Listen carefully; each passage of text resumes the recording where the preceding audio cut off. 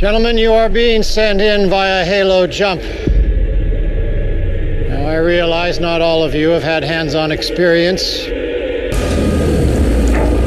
And frankly, none of us have ever faced a situation quite like this one before.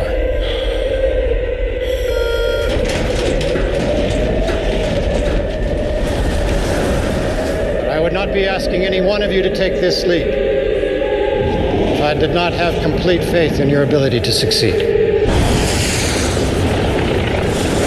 Your courage will never be more needed than it is today.